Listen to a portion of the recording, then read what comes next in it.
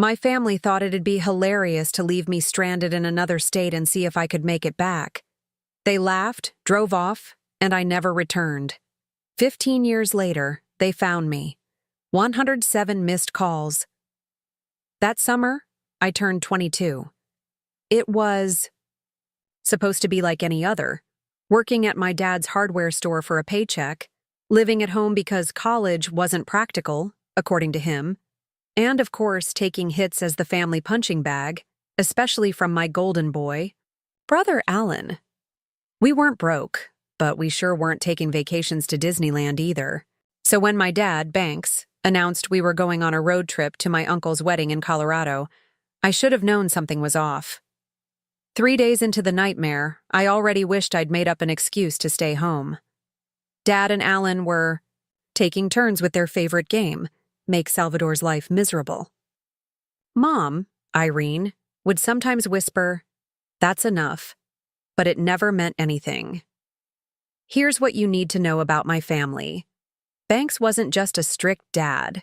He was the kind who'd wake you up at 3 a.m., yelling about a missed chore, who'd toss your stuff if it annoyed him, who'd called me useless since I could form words. Allan figured it out early, become Dad's clone, or end up like me. Guess which route he took? That morning, we stopped at some rest area in the middle of nowhere, Colorado. Just fields, distant mountains, a tiny bathroom building, and a couple of vending machines. I'd been cramped in the back seat and needed to stretch and pee. Dad and Allan were laughing about something. Mom was fixing her makeup in the visor mirror. I remember what I wore, an old Metallica t-shirt, jeans with a hole in one knee, and my beat-up Vans. I didn't bring my phone. It was charging in the car. No wallet either. Why would I? We were in the middle of nowhere, and I was just taking a leak. I was in the bathroom maybe 10 minutes, probably less. When I came out, blinking in the bright sunlight, the spot where we'd parked was empty. The green Suburban was gone. At first I thought they'd moved the car, some dumb prank. I walked around the whole area. Nothing. And that's the thing about betrayal from your own blood. It hits differently. I waited an hour, sitting on the curb, convincing myself they were just trying to scare me. People came and went. A trucker asked if I was okay. I lied and said I was waiting for my girlfriend. He nodded and left. After 2 hours, that cold pit in my stomach told me the truth. They weren't coming back. My first instinct was to ask someone for their phone, call my family, beg them to return. But when I walked toward a woman with her kids, something stopped. Me. A flood of memories hit. Every joke at my expense, every moment they laughed at me. I could almost hear Allan saying, "Dude, he's totally crying right now." Dad's voice. "He'll figure it out if he's not completely useless." Mom's usual weak protest. So I made a decision. I asked that woman if I could use her phone, but instead of calling my family, I called information and asked for the number of the closest shelter, about 40 miles away in Grand Junction. Then I asked her for a ride into town, said there was a family emergency and they'd had to leave, but someone was coming for me. She looked unsure, but I must have looked harmless because she said yes. That night at the shelter was a serious wake-up call. I had nothing, no ID, no money, no contacts, just me and the clothes I had on. Dave, the shelter worker, let me use a computer. I found my uncle's address from the wedding invite. I considered going there, maybe trying to find my family. But I stopped myself. Why chase after people who ditched me as a joke? Instead, I made a new email, searched for how to replace my ID, looked up jobs that paid cash. I started a plan. 2 days later, I was washing dishes at a diner called Sonny's. The owner, Geraldine, 60s, purple streaks in her gray hair, tattoos everywhere, heard me out. I told her I needed work, wallet stolen. She looked me over and said, "Dishwasher. Quit yesterday. Steal from me and you're dead. Start now."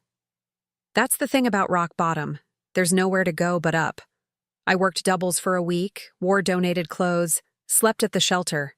Dave helped me file for a replacement ID.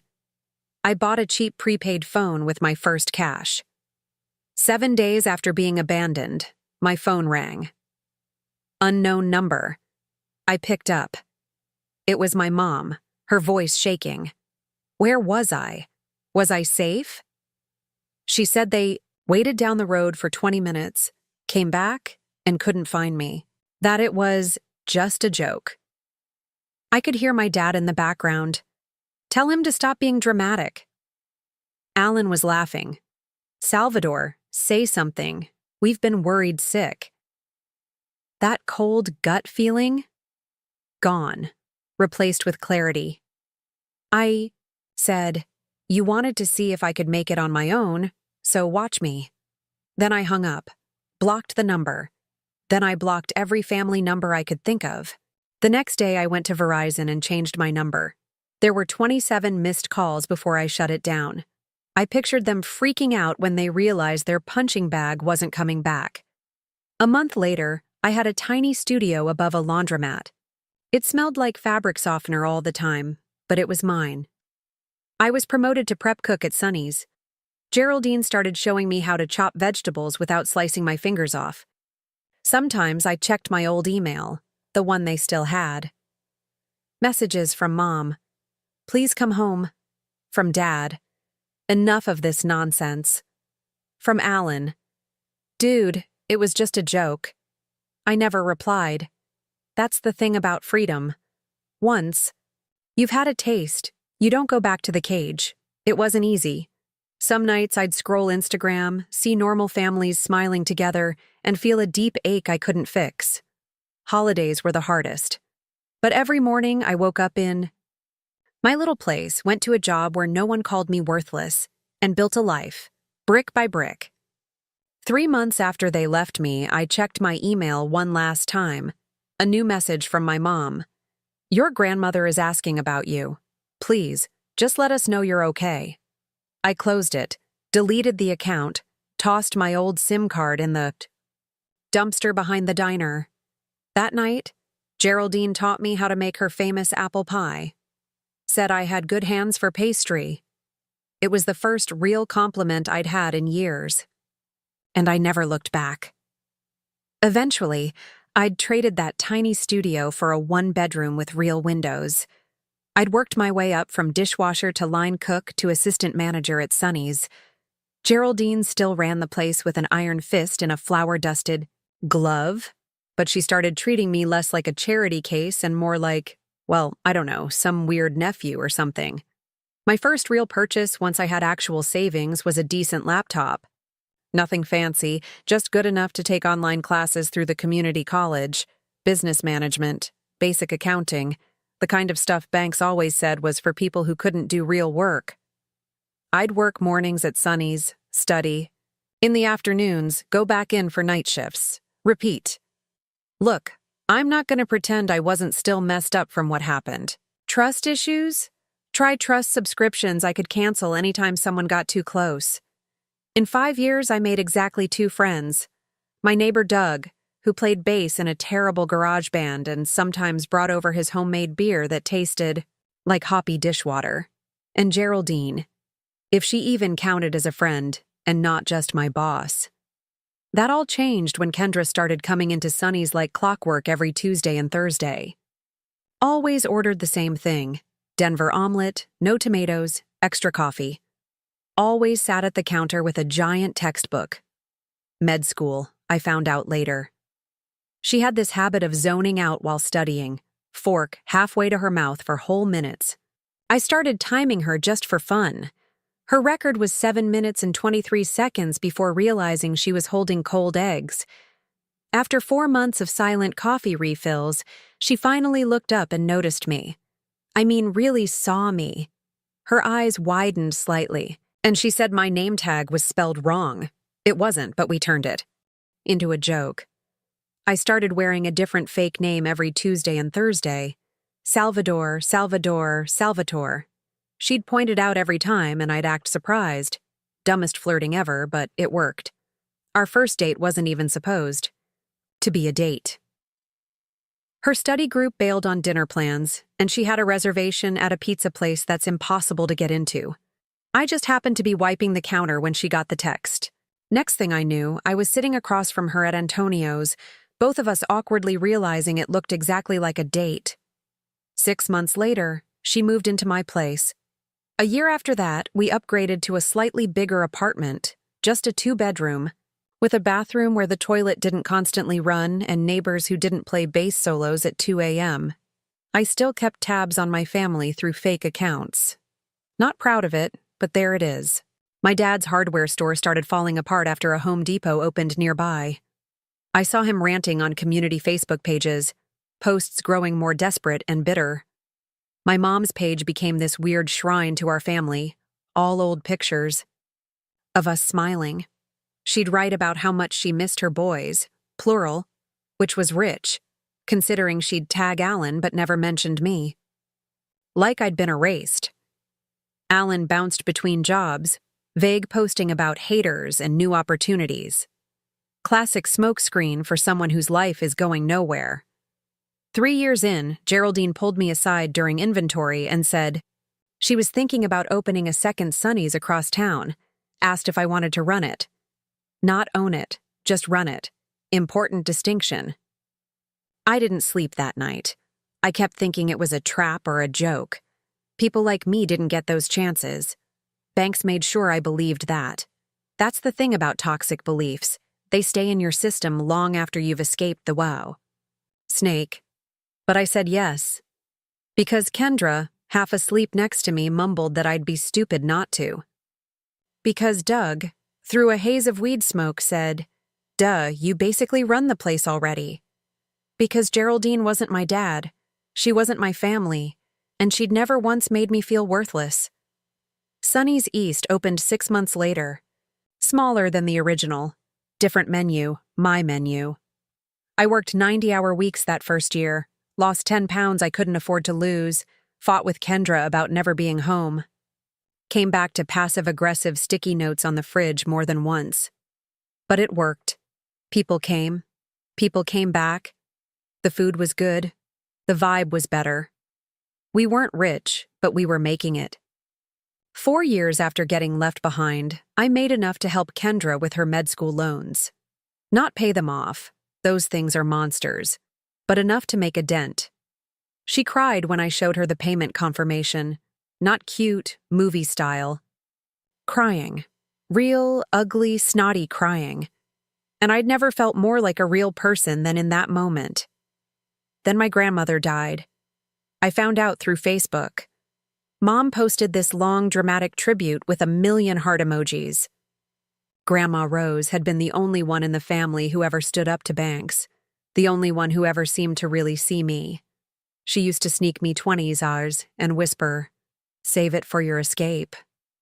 I think she meant college. Turns out it was more literal than that. I thought about going to the funeral, even looked up flights. Kendra said she'd come and hold my hand through the awful reunion.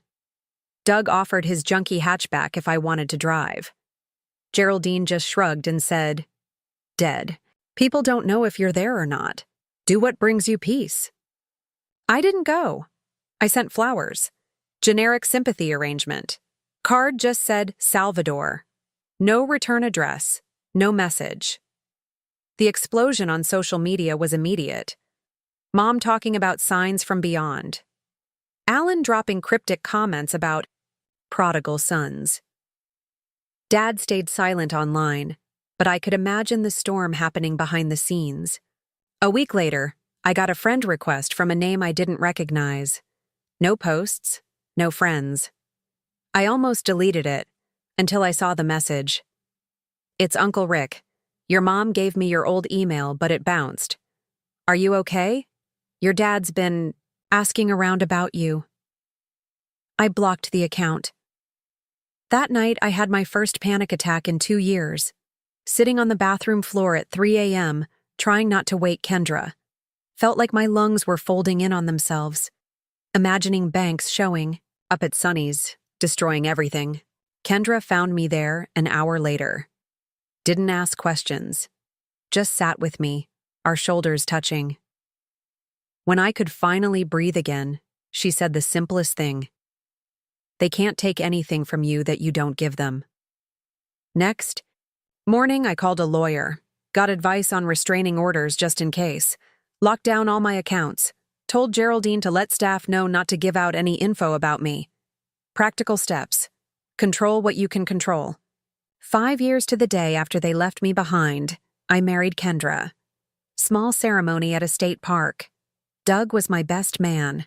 Geraldine made the cake and cried through the whole thing, mascara streaks down her cheeks. Kendra's big, loud family adopted me instantly. Her dad made cheesy jokes that didn't make me flinch. Her mom hugged me without triggering alarms in my head. That's the thing about family. Sometimes it finds you after you stop looking. A week after the wedding, scrolling through my dummy account late at night, I saw it. A post from Banks in a community group, looking for information on my son Salvador. Last known location, Grand Junction, Colorado. Family emergency. There was no emergency. I knew that. What I didn't know was why, after 5 years of nothing, they were suddenly trying to find me. So I dug deeper, made another fake account, joined the local groups, pieced it all together. The hardware store had closed.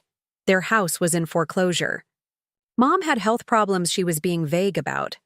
Allan had moved back home after his 3rd DUI. They weren't looking for me because they missed me. They were looking for me because they needed something.